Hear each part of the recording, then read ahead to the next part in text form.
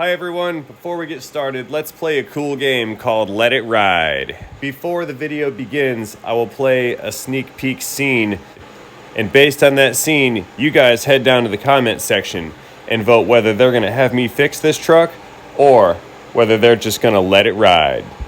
Also, pay no mind to the TikTok video that's currently playing. It has no bearing on the contents of this video that we're about to see. However, I will leave a link to it down in this video's description. But don't go there right now, because I really want to see how this game is going to work out. And here we go. Whoa, look at that. What are we doing? That's too much. Way too much. Hi everybody. Good day to you and welcome back. This is a 2007 Ford F-150. Customer states intermittently while driving the AC blows warm, and sometimes... Uh-oh, we gotta get out of the way. There's a truck coming in. Yeah, I know where you're going, buddy. Yeah, save the day, good Samaritan. Anyway, customer states sometimes the AC blows kind of warm while driving. It's blowing a little warm right now. We're gonna go on a quick test drive. And we're gonna see if we cannot verify any change in system performance, and we'll go from there. Side note, vehicle has a tire pressure monitor warning indicator, brake warning indicator, ABS warning indicator, and a check engine warning illuminator indicator. So this thing's got some problems. And that is what we are going to sort out today. Oh, and look at that, 366,666 miles on the odometer. This thing is cursed. I'm going home. See you guys later. That's the end of the video. I'm not working on this car. Have a great day. I'm out. Yeah, that is a little bit weird right there. But in all seriousness, the AC on this is absolutely horrible, and I think it's blowing just ambient temperature air. So we're gonna go ahead and get back in the shop and get the gauges hooked up to this thing and see what's going on. I bet it's got a leak. Probably a big one. It's got a light bulb out. Alright, figures I had to pick the stall where I have all my stuff piled up. Didn't think that one through, did you, Ray? Let's ram it. No, seriously, we're gonna ram it. And I need a thermometer. Okay, ambient temperature is 85 degrees. Let's see what the vent temp is. 92.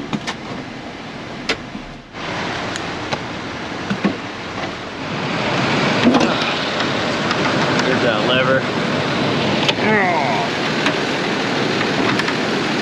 Okay. Let's see. Here's our compressor. Hey, it does turn on. It's short cycling. Yeah, the charge is low. It's short cycling. Okay. That's what's going on here. Oh, look at that. Butt connector. That's nice. Not exactly premium. It works. What we got here?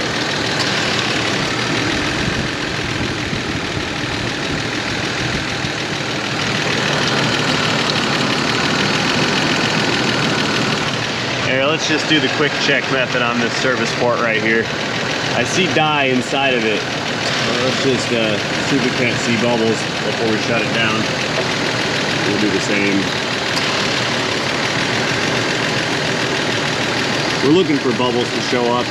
It's just a real easy indicator that one of the valves is leaking. Very, very common. I'm going to replace them anyway, even though they may not be leaking. That's my standard operating procedure. Alright, I've been staring at these service ports for a while and I don't see any bubbles coming out, so that indicates there's no obvious leak. Let me get all the oil out of there. We'll go fetch the machine.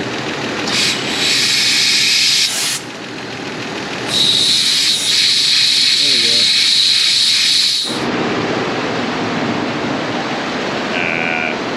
Make it.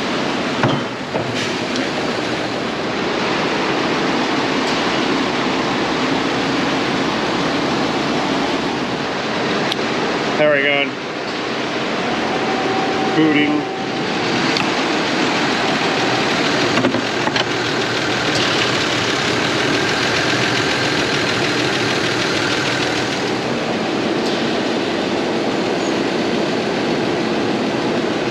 really low right here. Look at that, 50 pounds, 100 pounds on the high side. Yeah, this thing has probably no refrigerant left. Okay, machine's powering on. Let's power the truck off. I'm gonna do my normal protocol and recover what's in there. Look at that, 100 degrees. It's hotter in here than it is out there. Let's set our machine over here up to recover. Good timing. I'm guessing it's probably got 0.3 pounds in it. 0.3 pounds. That's my guesstimation. Let's see what it pulls out. Be right back. Hey, the machine's done. What do we got? Recovered 0.284 pounds refrigerant. Yeah, that thing's silly, super low. Let's go ahead and vacuum it down. Actually, nope, valves. We'll do valves first, then we'll vacuum. Then I'm gonna recharge. And then I think I'll bust out the sniffer and the UV light and look around for any kind of obvious leaks. I don't think I'm gonna find much. My money's actually on the evaporator. While you guys weren't looking, I went around and kind of checked over all the visual components, which I can see almost everything here. And I see no evidence of long-term leaking, such as leaking fins in the condenser or O-rings or pump seals on the compressor, things of that nature. So that's leading me to already believe that there's an evaporator issue going on. I'm kind of just speculating right now. But let's get it recharged, regassed, and operating normally again, and then we'll thoroughly check everything to see exactly where the problem is. Come on out, big goofy Schrader valve. Some of you guys have asked me in the past if all of these valves are the same, and the answer is no, they're not all the same. And here's a prime example.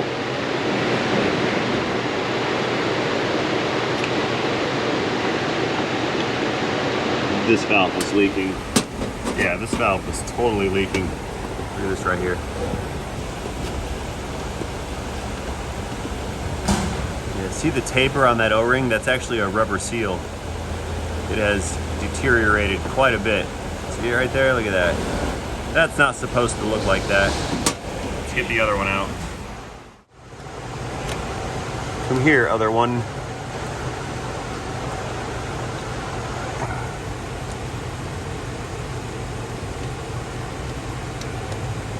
Please come out.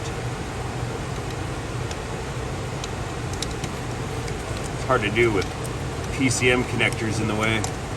Almost got it. I'll get you. Come here. All right, this one.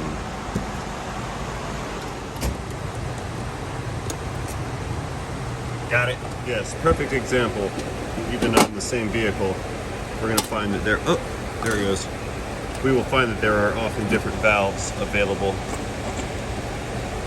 How's this one look? I can't see, it's too tiny. Oh, valve gravity.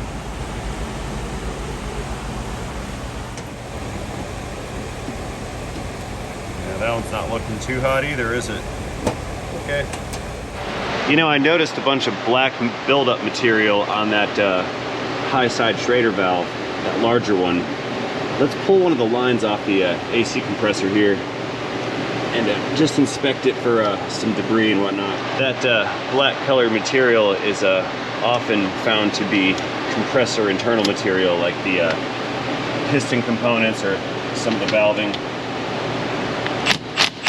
Let's pull one of these lines off just to take a peek. If we have a bunch of black stuff in there, that means there's additional problems besides just a leak. Let's see what we got. A lot of green dye in there. Yeah, let's pull the suction side off also, or the discharge side, excuse me. Small tube is the discharge, the larger tube is the suction side.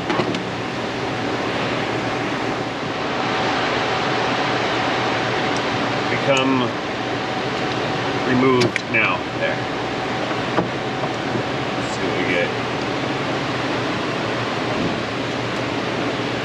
I don't see any debris in there. That's good. All right. You know, I've got to say, look at all the corrosion on that surface right there. That's terrible. Look at all that rust. Corrosive buildup. I don't really think I like that. It's nasty. before I install this, let's note the difference between the seals on this old unit and the new unit. See that one? That's the old one, and then my new one. See that? Huge difference in the quality of seal.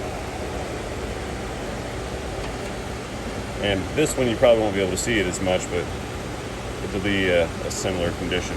Yeah, look at that. That versus that. They deteriorate over time. Super common. Just stick that right in there.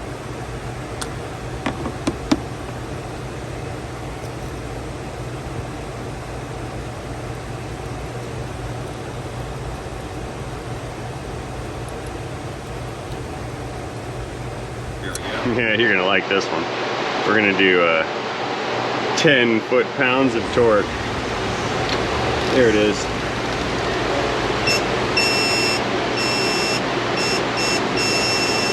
Click. Yeah, I know the modified torque wrench thing was overkill, but I couldn't help myself. I thought it was fun. I've already put the hoses back on the compressor while you guys weren't looking. So let's go ahead and put this thing into a vacuum, see how it's gonna run after we install a charge. Vacuum, no, not that one. Wrong button, Raymond. Fail. Back up. Vacuum. There we go, begin vacuuming now. And relax, I know what you're thinking. Well, what about all the corrosion you were just complaining about, right? I know. Right now we're just diagnosing and collecting information. I can clean that off later. But, you know, those come with O-rings and parts, and there's risk and time, so that's something that goes on the estimate. So just be cool, everybody. Okay. Looks like our machine is done here. It has conducted a leak test. It seems to be holding 29.9 inches vacuum. One thing I do want to mention is the leak test on these machines, it's not really the greatest, and it's just looking for large leaks. For example, if I had a torn O-ring or left something off, or you know, there was a valve that was leaking very badly.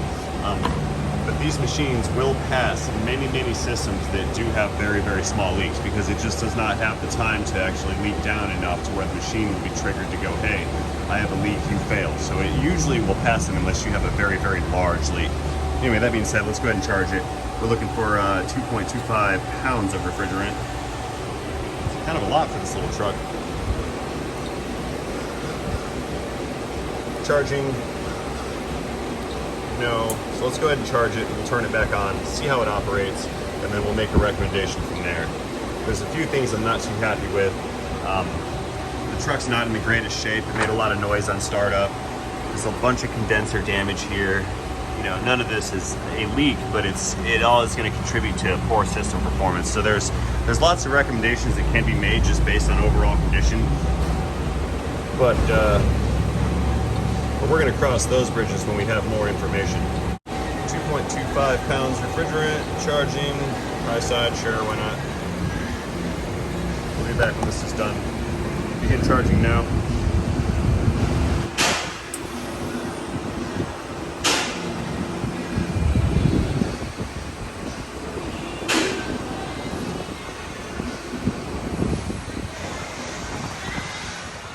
Okay, the machine is finished charging. Let's go ahead and turn the system on momentarily. Not yet. Not yet. I say that because I've got my refrigerant detector here. There we go. It is alive now. And I want to check to see if there's anything coming through the vents that's going to let me know if the evaporator has a leak, which I kind of suspect that. My intuition is telling me such things. So what I'm going to do, now, let me back up. Normally, when checking an evaporator, if we're not sure if there's a leak, you want to do this after it sits overnight with a full charge.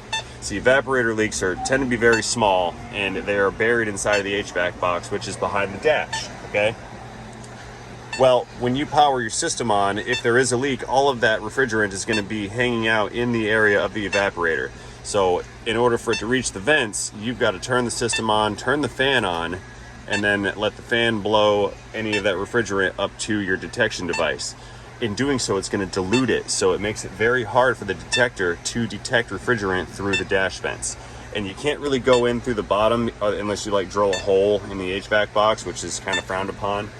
Some of the blower motors and some of the resistors can be removed and you have kind of access to the evaporator, but those designs have started to go the wayside recently. Anyway, I'm rambling. So what I'm gonna do, and like I said, normally I would do this after parking overnight. We're just gonna key it on low fan. And the fan is gonna move all of that refrigerant through the vents.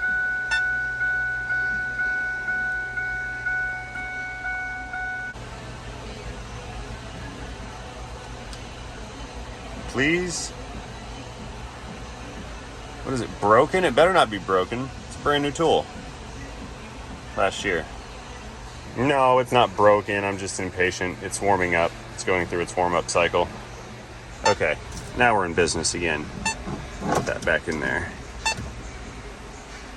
And we're gonna key it on, fan on low. We don't want the fan on high when we do this.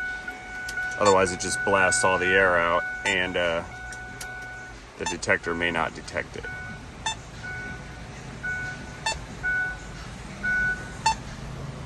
I think I smell it. But my detector does not smell it. Oh, interference. I've caused interference. Who keeps calling me from Orange Park, Florida? Let's answer it. Someone's calling me. Okay, well, my detecting device is not detecting any refrigerant. Detects interference though. Let's go check some other parts of the system before we start the engine. Let's see, we'll check our compressor. Nothing here. Maybe behind the clutch. Nope, nothing there. Nope. Nope.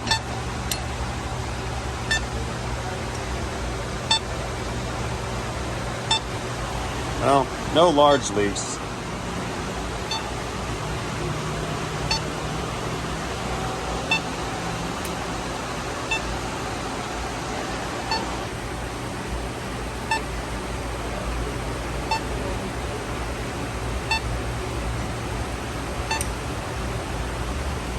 All right. There you go. Over there. Put you down. No, off. It had to get the last word in. See that? Beep. All right. Well, let's start this thing. Let's see if the system is going to operate as designed. Full steam ahead.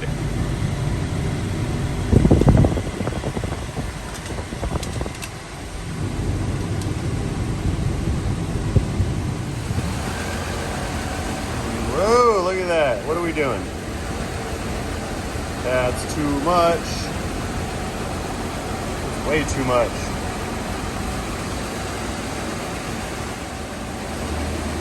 No, that was first start. Looks like it's coming back down. Okay.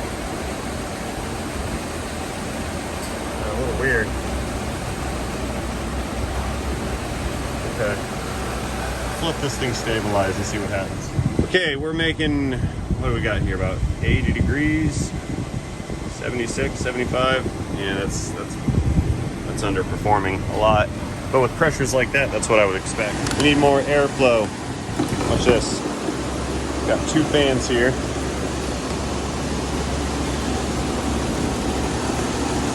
And we're gonna put those in front of the condenser to simulate some driving conditions.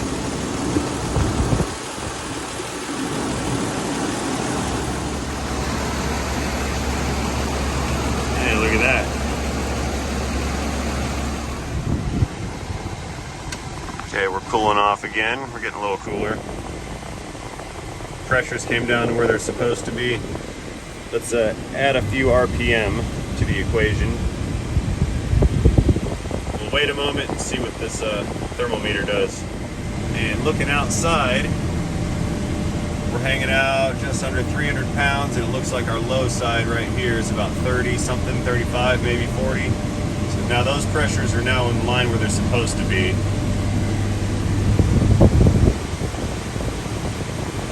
We're cooling off a little bit.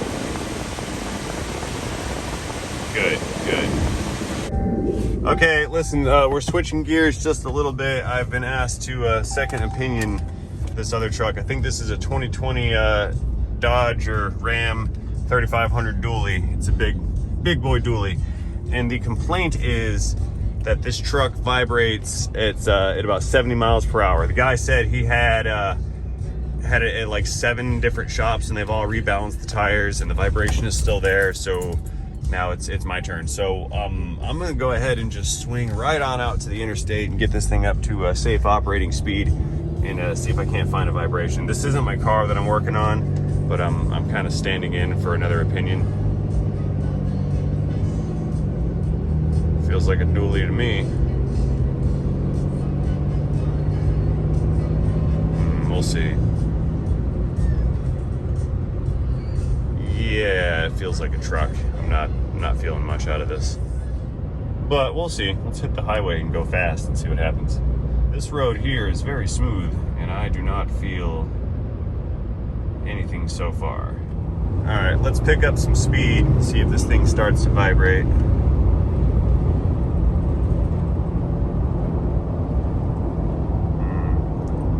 Not feeling it.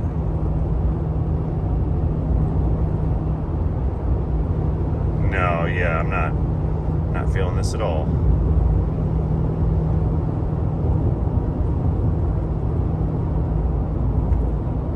Okay. Let me see what it does if I can get into some throttle here.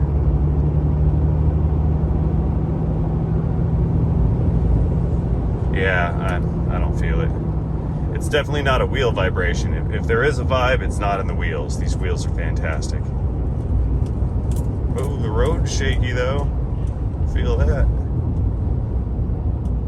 You know, there is one thing I do feel on this, and it's a light throttle load vibration, and it feels like it's drivetrain related. Not so much the axle, it almost feels like a torque converter shutter. Like right here, if I start giving it a little throttle and it doesn't downshift, there it is. I feel it right here. And it feels central to the vehicle. It doesn't feel like it's way out back, and it's definitely not a wheel. I would have felt the wheel balance at 65, 70. It's definitely not the wheels and tires. I think there's a driveline vibration here. I'm gonna have our guy look at any bulletins on torque converter vibrations. Yeah, we want to take a look at that, I think. All right, I'm going back to the shop. I'm gonna go back to doing what I was doing and not doing what other people were doing. Oh yeah, I feel it now. Yeah, there's a vibe somewhere. It's all over the place. It's definitely driveline. I think it's in the trans. That's what I'm gonna tell him. All right, we are back from our test drive. And this thing with the doors closed has cooled down to just over 40 degrees. So the system's functioning like it should. I've really got no cause other than the visual defects to recommend replacement of that condenser. Additionally, if there is a leak on this system, I believe it's going to be the evaporator that has caused it. My detector did not detect it, but we also did not do the overnight saturation procedure. So pretty much based on everything that we've done here, I'm going to let them know that I think it would behoove them to replace like the condenser up front just because of its physical damage. Other than that, we may just end up regassing this and selling them those 2 fittings that we changed out, and that's going to be that. So I'm going to go let everybody know what I've done here and what I have found and what I have not found, and I'll let the customer make a decision at that point. So stay tuned. I'll let you know what we decide to do next. All right, coming around over here, our pressures have returned to a normal state of operation. This is good. I like this. That combined with the temperatures that we have, I think this is good shape. One more thing I am going to do though is shut this down, and I want to check on that fan clutch before I turn in my inspection results. I actually forgot about that until just now. What I think is going to happen is they're going to be okay with the fact that the system is running, because it's a worn out old truck, and I can't imagine we want to buy a new AC system, especially when one of them is currently working. So let's check our fan, and then I'll let everybody know what's going on here. Let's see, one more. Wow, look at that, 39. Yeah, this thing is performing beautifully. Powering down. Alright, light going in so we can see. Got my flanges in there. Yeah, this fan clutch is a little weeby wobbly. It shouldn't turn that freely. I'll recommend that too. We'll see what they're going to do about this. Okay, so my official recommendation is going to be that we let this vehicle sit overnight so I can allow any potential leaks to saturate and then detect it with the detector. After that, I'm going to suggest that the fan clutch be replaced due to its poor weebly wobbly performance. And then after that, I would suggest to replace the AC condenser based on physical damage. Okay, I don't know which one of these scenarios ceases to amaze me the most. My ability to diagnose cars from the parking lot or my ability to predict customers from the service stall. We let everybody know what was going on. The customer's aware of all the information that we are now aware of, and they have chosen to let it ride as it is. They said it works, that's fine. It's a spare work truck. They don't care if it dies next week. They just want it for a spare and they want to be able to use it. So we have accomplished the goal. They're fine with the valves. They said if system gets low or starts to underperform again, they'll have us come back and regas it again, then recheck that evaporator. But we're not going to do any of that right now, and they're coming to take their truck back. So that brings this video to conclusion. I'd like to thank you for watching this video. I hope you enjoyed my video. If you did enjoy it, please let me know about that by tapping that like button down below. If you did not enjoy this video, just watch another one of my videos and maybe you'll enjoy that one. So, again, and as always, thank you for watching. And most importantly, starting the engine. Do not forget to have yourselves a great day. See you guys later. End of Ford. Oh yeah, we're not going to worry about these either.